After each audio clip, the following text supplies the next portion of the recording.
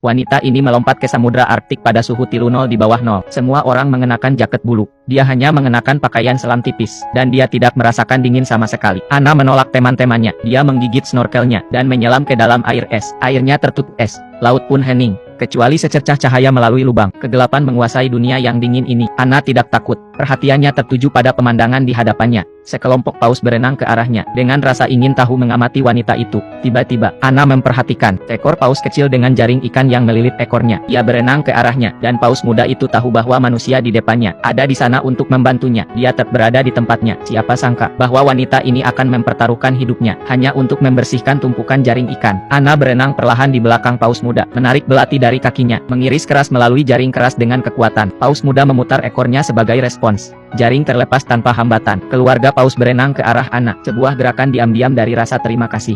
Anna membeku sejenak, kembali ke pantai. Dia dengan bersemangat mengatakan kepada semua orang, bayi paus tidak bisa berenang sendiri, karena jaring itu mencekik ekornya. Sekarang masalahnya sudah terpecahkan. Hanya harus menunggu es pecah, dan itu saja. Tapi itu tidak semudah yang Anna pikirkan. Menjelang sore hari, suhu udara turun secara dramatis. Air di mulut gua telah membeku lagi. Keluarga paus belum makan selama 7 hari. Untuk bertahan hidup, mereka telah menggunakan semua energi mereka.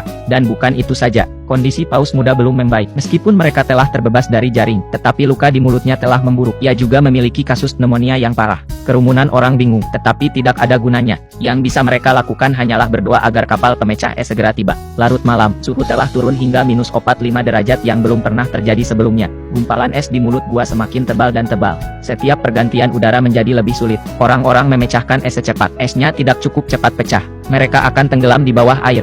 Mereka harus meminta bantuan kota. Segera, Anna tiba di tempat kejadian dengan bantuan. Tom bersaudara telah membawa alat penyelamat es mereka sendiri. Itu ada di dalam air, sehingga air tidak akan membeku. Tetapi ketika mereka mengeluarkan Deicher, Anna terkejut bahwa yang disebut Deicher itu hanya sepotong papan busa yang diikatkan ke kipas angin. Tetapi melihat kepercayaan diri Tom bersaudara, tidak ada yang bisa dia lakukan. Ia tidak punya pilihan selain mencoba. Tetapi sebelum mesin itu bisa bekerja, generator mati lebih dulu. Suhu rendah membekukan bahan bakar generator. Anna bergegas menelepon Mike untuk mendapatkan generator baru. Dan dalam perjalanan, generator tidak boleh dimatikan, atau akan membeku lagi. Ketika Mike tiba dengan tergesa-gesa, dia akan naik pesawat, tetapi ia dicegah untuk melakukannya, karena kabin ditutup. Asap knalpot dari generator akan mencekik orang-orang di dalamnya. Paus berada dalam bahaya. Tidak ada yang bisa dilakukan Anna. Dia mengatakan kepada pilot untuk tidak menutup palka dan terbang dalam angin dingin. Sebuah keputusan yang hampir membunuh semua orang. Di jalan, semua orang menggigil karena angin dingin. Suhu di dalam kabin -70 derajat. Udara yang berhembus keluar dari kabin menghantam wajah mereka,